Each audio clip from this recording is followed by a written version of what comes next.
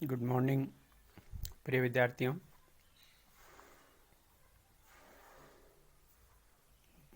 जैसा कि पहले आपको 17.1, 17.2 और 17.3 के क्वेश्चन दिए गए थे, उसी क्रम में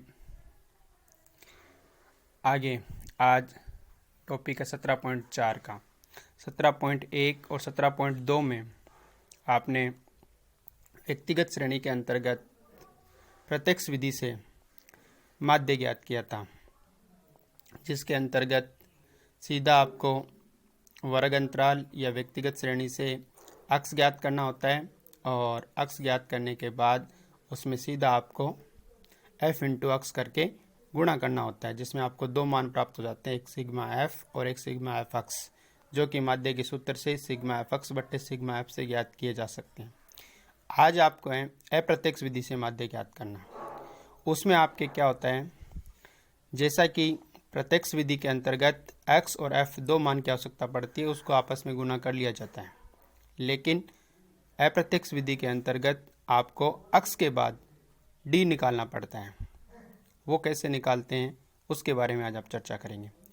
प्रश्न दो प्रकार का दिया हुआ है आपको इसमें। एक तो आपको देखो, जैसे यहाँ पर सीधा अक्ष का मान दिया हुआ है 800, 820, 860, 900, 920, 980 और 1000, जिसमें आपके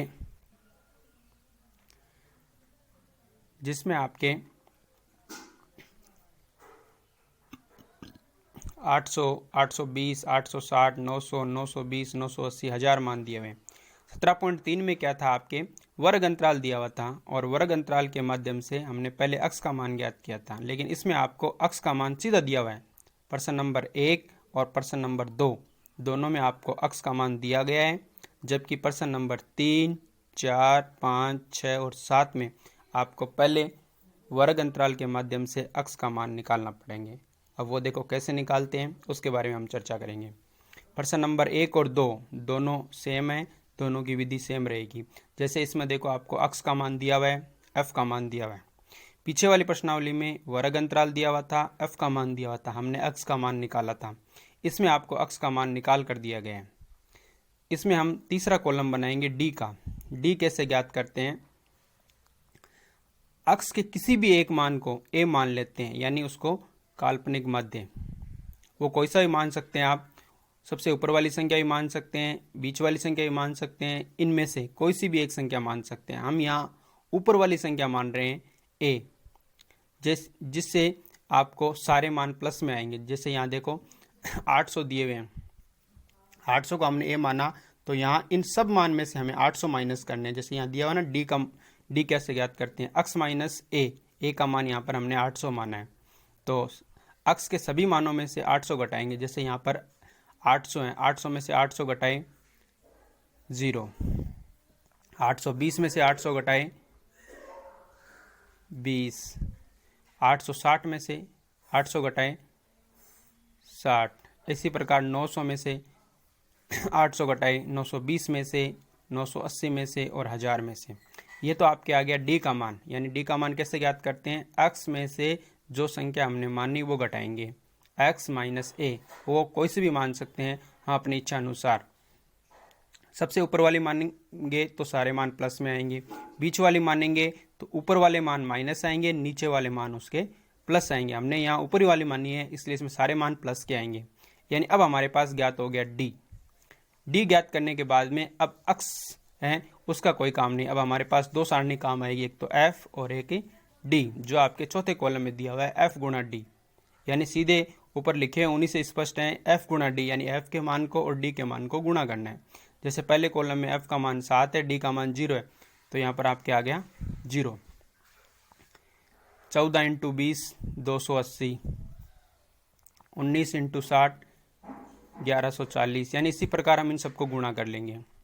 गुणा करने के बाद में अप्रत्यक्ष विधि में माध्य का सूत्र होता है, माध्य बराबर a plus sigma F D बट्टे सिग्मा एफ। यानी पीछे वाले में और इसमें अंतर क्या है, पीछे वाले में सूत्र दिया हुआ था आपके सिग्मा एफ एक्स, और यहाँ हमें लिखना है सिग्मा एफ डी बट्टे सिग्मा एफ, और प्लस में करना है ए। यहाँ क्या है, वो संख्या जो हमने मानी थी, यानी हमने इसमें ए का मान 800 माना था, तो यहाँ पर 800 आ जाएंगे। और कोई संख्या मानते तो और कोई संख्या आ जाती, यानी ए प्लस सिग्मा एफ डी बट्टे सिग्मा एफ। अब देखो इसमें 3 मान की आवश्यकता पड़ेगी, पीछे 2 मान की आवश्यकता पड़ी थी, यहाँ 3 कौन कौन से? एक तो ए का मान हमने यहाँ पर 800 माना था, वो 800 आ जाएंगे। सिग्मा एफ डी का मान एफ डी का गुणा, यानी यहाँ पर देखो सिग्मा एफ डी जो आपके सिग्मा एफ डी का मान 9120 दिया हुआ है, तो 9120 सिग्मा एफ का मान एफ का जोड़, यानी तीनों मान, ए का मान जो हमने मानी थी, सिग्मा एफ डी का मान यानी एफ डी का जोड़, और सिग्मा एफ का मान यानी एफ का जोड़। तीनों मान आपको सूत्र में रखने हैं। ए प्लस सिग्मा एफ डी बट्टे सिग्मा, ए का मान कितना था 800 प्लस 9120 बट्टे 100, यानी 100 का भाग लगाएंगे तो आपके आ जाएंगे 91.20। अब इन दोनों को आपको जोड़ना है। ध्यान ये रहे कि ए का मान है वो आपके लास्ट में आंसर आने के बाद ही जुड़ेगा, यहाँ ऊपर पहले नहीं जुड़ेंगे। 800 प्लस 91.20 यानी 891.20 जो इसके आंसर आ गए। यानी एक बार आप दोबारा इसको रिपीट कर लो। सबसे पहले हमें एक्स दिया हुआ है, एफ दिया हुआ है, डी का मान ज्ञात करना है। डी का मान कैसे ज्ञात करेंगे? एक्स माइनस जो हमने कल्पित मान माना था, कोई सी भी संख्या मान सकते हैं, यहाँ पर 800 माने थे तो 800 सब में से घटाएंगे तो डी का मान आ गया। उसके बाद में एफ डी ज्ञात करेंगे तो एफ इंटू डी को मल्टीप्लाई करेंगे और इनका जोड़ आएगा वो सिग्मा एफ डी आ जाएगा। कल्पित माध्य का सूत्र होता है ए प्लस सिग्मा एफ डी बट्टे सिग्मा एफ, यानी हमें इस सारणी से 3 मान लाने हैं। ए का मान वो होता है जो हमें संख्या मानी थी, और सिग्मा एफ डी का जोड़, और सिग्मा एफ है वो एफ का जोड़। ये तो हो गया आपके सीधा जब अक्स दिया होता है उससे कल्पित माध्य कैसे ज्ञात करते हैं। ये विधि आपके प्रश्न नंबर 1 और 2 दोनों में काम आएगी। अब आगे हैं प्रश्न नंबर 3 से लेकर 7 तक, जो आपके पांचों प्रश्न सेम है। उसमें आपके इस पहले सवाल में और बाकी सवालों में अलग क्या है, केवल वही हमें तुलना करनी है। यानी पीछे वाले सवाल में हमें अक्स का मान दिया हुआ था, देखो जैसे यहाँ वर्ग अंतराल दिया हुआ है, वहाँ अक्स का मान दिया हुआ था। अगर अक्स का मान दिया हुआ था तब तो हमने सीधे एफ इंटू एफ से डी ज्ञात कर लिए थे, यानी डी सीधा ज्ञात कर लिया था। यहाँ पहले हम अक्स ज्ञात करेंगे, और अक्स ज्ञात करने का तरीका वही है जो प्रश्नावली 17.1 और 2 में था। वर्ग अंतराल को जोड़ना है और उसका आधा करना है। जैसे 100 और 150 250 हो गए, तो 250 के आधे 125, 150 और 200 जो आपके उनके आधे हो गए 175, यानी इनके बीच की संख्या। तो वो ज्ञात करने के लिए आपको एक ही तरीका है, दोनों जो मान हैं, जैसे दोनों कॉर्नर वाले मान 200 और 250 यानी 450, उसके आधे करने 225, यानी वही विधि है जो पहले वाली प्रश्नावली में ज्ञात की थी। अक्स ज्ञात करने के बाद आपको इस वर्ग अंतराल है वो कोई काम नहीं आएगा, उसको छोड़ दो। उसमें आपके उसी प्रकार हैं जैसे पहला और दूसरा सवाल हुआ था। अब आपको कोई अलग से विधि नहीं है, पहले हम डी ज्ञात करेंगे। डी की विधि वही है, जो संख्या है उनमें से हमें एक संख्या घटानी है। तो हमें यहाँ पर भी संख्या 125 मानी है ए का मान, तो डी ज्ञात करने के लिए अक्स माइनस 125, अक्स में से 125 घटाएंगे। अक्स का मान देखो पहले में 125 है, 125 में से 125 घट गया 0, 175 में से 125 घट गया 50, 225 में से 125 घट गया 100, यानी इसी क्रम में ये लगातार घटता जाएगा। तो ये किसका मान आ गया? डी का। और डी ज्ञात करने के लिए के बाद उसी प्रकार से एफ गुणा डी, जो पीछे वाले सवाल में ज्ञात किया था, एफ को और डी को गुणा करना है। 125 एफ का मान यहाँ पर 24 है और डी का मान यहाँ पर 0 है, यानी डी वाली लाइन को और एफ वाली लाइन को गुणा करना है। तो आपके आ जाएगी एफ गुणा डी की लाइन। फिर आपके वही सूत्र हैं जो आपके पीछे वाले सवाल में था, ए प्लस सिग्मा एफ डी बट्टे सिग्मा एफ, वही 3 मान। ए का मान जो संख्या हमने मानी है, सिग्मा एफ डी जो आपके सिग्मा इसका एफ डी का जोड़ होगा, और सिग्मा एफ जो आपके एफ का जोड़ होगा।